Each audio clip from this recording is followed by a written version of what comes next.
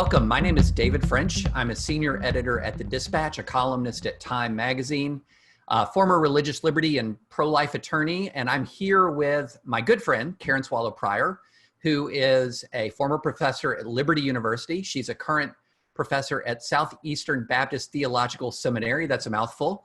And we're going to talk about the past, the present, and the future of evangelical conservatism, with an emphasis on the future. So, Karen, you know, based on your history at Liberty University, you're president at Southeastern Baptist Theological Seminary.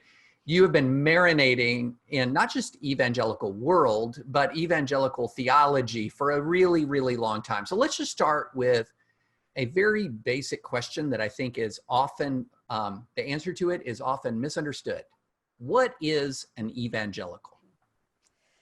Well, we actually have to go back to the 18th century, the beginning of what we formally call evangelicalism, which began in Great Britain and came over to America. And it's very simple. I mean, most scholars will refer to what's called Bebbington's quadrilateral, which sounds highfalutin, but basically he identified four features of evangelicalism.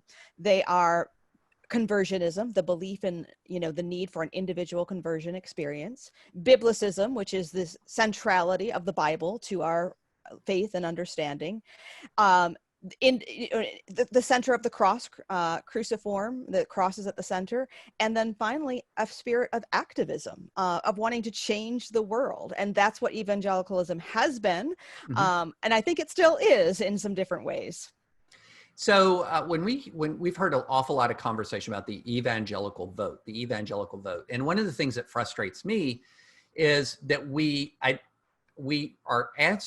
talking about an answer to an exit poll question that is incomplete. So to be very precise, when you hear about the evangelical vote in the 2016 election or the 2012 or upcoming in the 2020, what you're talking about are people who identify themselves as white evangelicals in response to an exit pollster. But evangelicalism more broadly is far more intellectually and ideologically diverse than the exit poll response. Could you kind of parse out what is evangelicalism today? Yes, I mean, that really is the big question, and there is not much agreement on what it is. And part of that, I think, is simply because we don't have that history, even that basic history that I just laid out. A lot of people conflate evangelical with being born again. Even the survey and poll questions will simply ask for self-identification. Are you evangelical? Do you consider yourself evangelical or born again? And there's a lot of overlap there, but a lot of people who simply raised their hand or went forward at an altar call in church when they were 7 would identify as born again, but that doesn't mean that they are engaged and steeped in evangelicalism as a theology, as a cultural moment. And so here we are, people identify as one or the other, and yet there's little agreement on what it is. And now the media has really pretty much defined what it is for us. My theory is that when you're talking about the exit poll response, what you're talking about are white Republicans in general who take Christianity seriously, which is very different from, say, for example, a definition like you talked about, or the Barna definition. That's a Christian research organization that says, what, about 7% of Americans are evangelical, which it would be a ratio far lower than what would be indicated from exit polls. But in the exit poll evangelical community, which is that 81% that famously helped deliver the White House for Trump, which is a lot of the folks, for example, you were seeing at Liberty. What are you seeing now going into 2020? What are the attitudes, and can we break it down, that you're seeing in the quote unquote exit poll evangelical and the definitional evangelical? And is there a difference that you're seeing?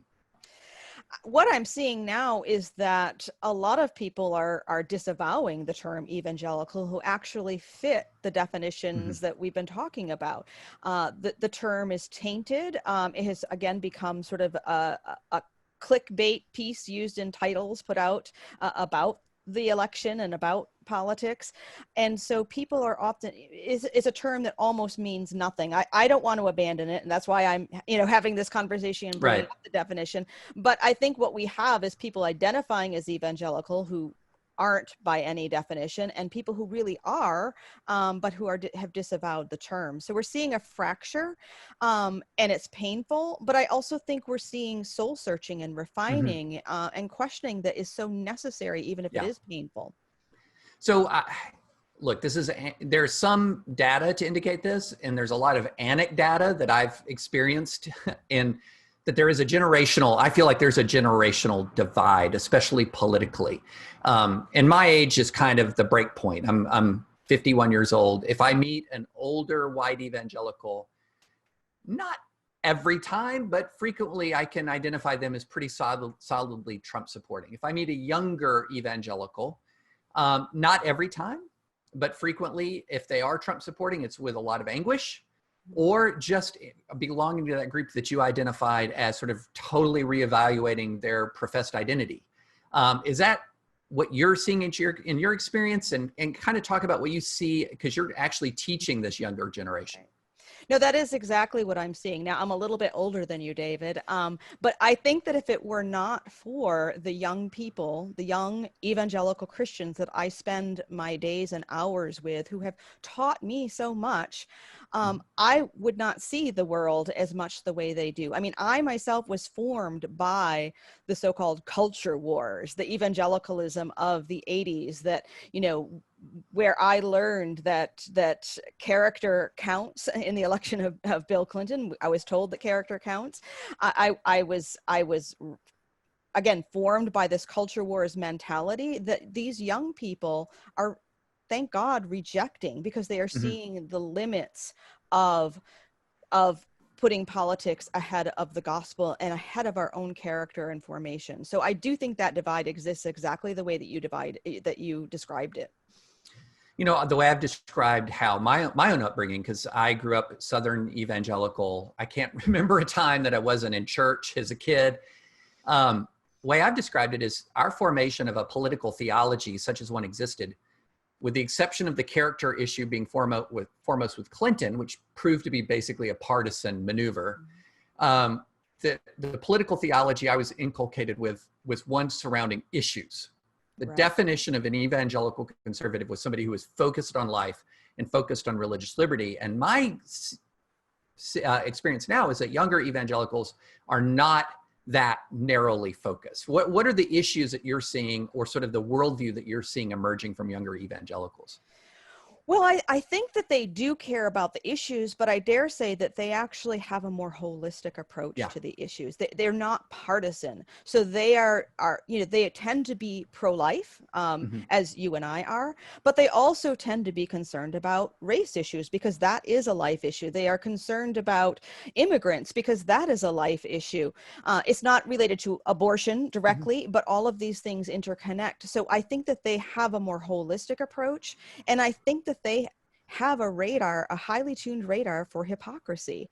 And that is one of the things that's being exposed within 21st century American evangelicalism. And they see through it, thank God. Yeah, no, I have seen that with my own eyes time and time and time again. And I have also seen a real feeling of homelessness amongst a lot of thoughtful evangelicals. They don't like, say, for example, and you hit the nail on the head with these three issues: life, race, and immigration. They don't see the values that they want to see reflected in, say, the Trump administration when it comes to immigration or race. But at the same time, they can't buy into the Democratic Party's view of life. And there is just a real sense of frustration. And I've had many students say to me, where do I go?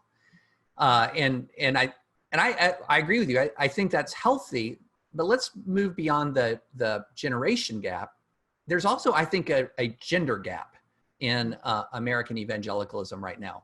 I feel like there's an increasing divergence between, for example, college-educated women evangelicals and everybody else. And again, just your thoughts on that.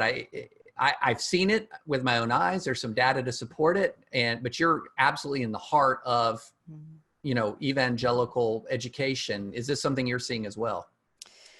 Yes, this is, of course, another really important issue. I mean, I have was raised in and continue to be part of church communities that are called complementarian, where men are the pastors and the elders are deacons, and women can lead and speak, but they are not called to those particular offices. And that has just been my life. It still continues to be my life. But something that has happened in the past couple of years is that many people, many males in leadership are being exposed for seemingly being driven by things not related to biblical fidelity and truth. And so, of course, the biggest example of that is the Me Too, Church Too movement, which has shown many leaders willing to cover up abuse in order to, save the institution or save the reputation or save the powers that be.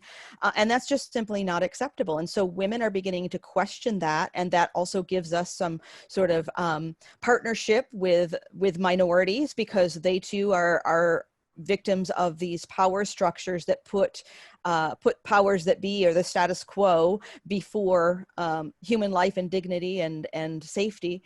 And so Trump just sort of crystallized all that, because there were too many things that were sacrificed in order to put someone in place in office who was going to enact the right policies, but yet who so clearly and obviously demeaned women and so many other people. One thing that I've noticed, and I'm so glad you brought up that battle over complementarianism, and it's a very complicated theological issue that we really don't have time to go into. But I think that one thing that I have noticed is that some of the battle has been tainted by what I'd call a performative masculinity that sort of mimics the Trumpist aggression and mimics that sort of Trumpist combative mindset and personality. It's as if you will see some people say, well, I'm going to talk about theology. We talk about theology at the gun range. And it's this sort of performative ideological combat that you're seeing that is really the world's method of interacting that is infecting the church and alienating people. Yeah, I mean, I actually think the gun range would be a better place than Twitter, which is where most of it takes place. We have so many Twitter warriors, and I think that brings in another aspect of this conversation. We are in a crisis point in this digital and social media age, because it's still sort of new. And, I made an analogy the other day. I said, the automobile age brought about so many new cultural phenomena and so many different questions that we weren't equipped to deal with. Like, we look back now and we think, how could they ever have not had used seat belts? We're in the same situation in the social media age. We are doing things, and we are not making our discourse and our psyches safe, let alone our spiritual lives, because we're not safeguarding those things against the real power that social media has to polarize and weaponize us against each other.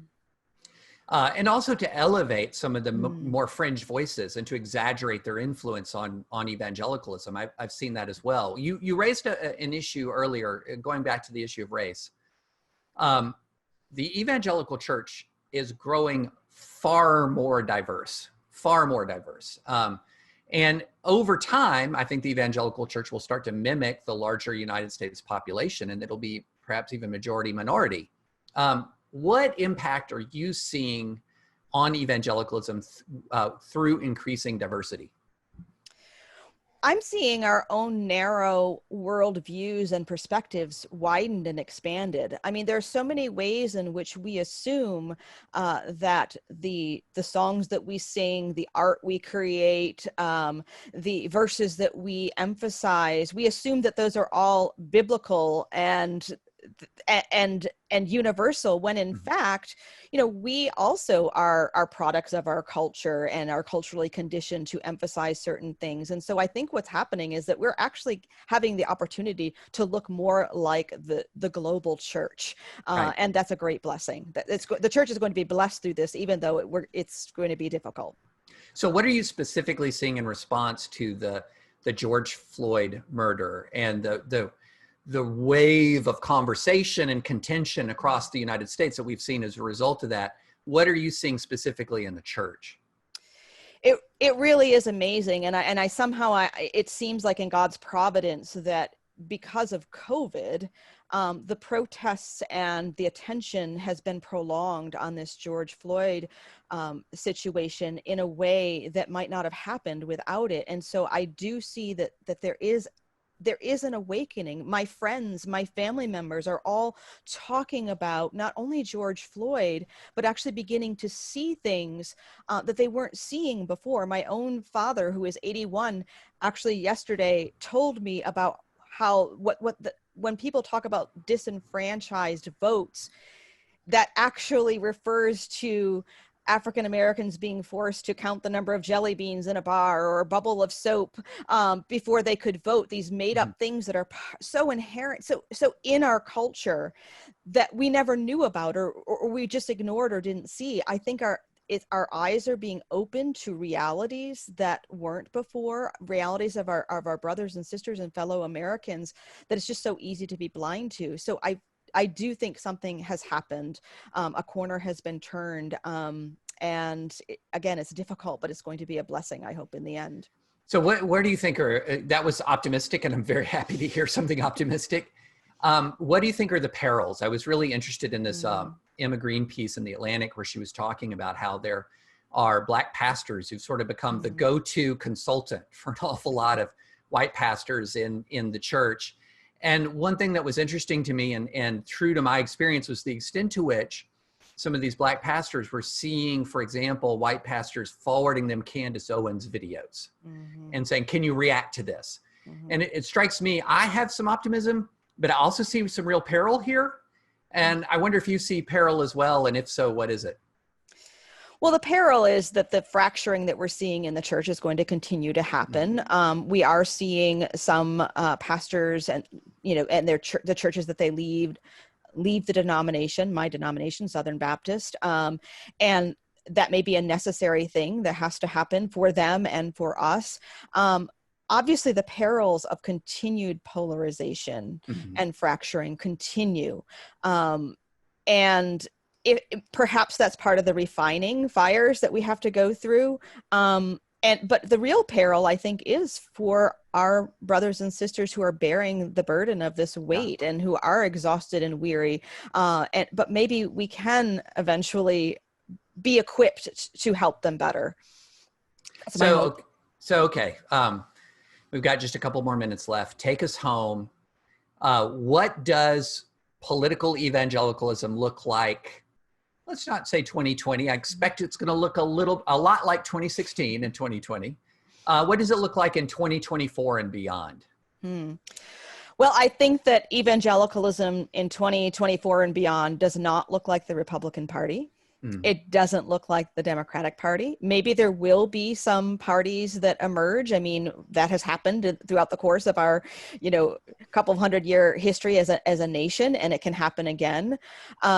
And I think, this is why I believe so much in voting for third-party candidates or write-ins, because if we actually demand and put our voices down for candidates that we believe in, then eventually the future potential candidates will pay attention to those values that we are voting for when we go into the voting booth. It's not going to happen overnight, but if we stick by our principles more than our politics, then I think that we can see a different political landscape in the decade to come and beyond.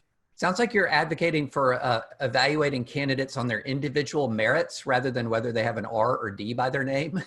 Absolutely. Because, we are, as Christians, we are homeless in this world. And, at one point, I think one party did represent our values more than another, much more. But now they're so polarized that they actually come back, they go so far to either extreme, they come back in the middle and look like one another again. Well, I think that's about our time. Karen, thank you so much. We super appreciate your insights, and I would urge y'all to follow Karen on Twitter. We just condemned Twitter, but hey, follow you on Twitter. You're a fantastic voice. What's your Twitter handle? It's KSPRIOR, KS Prior, or Notorious KSP is my nickname. Thanks so much. Thank you, David.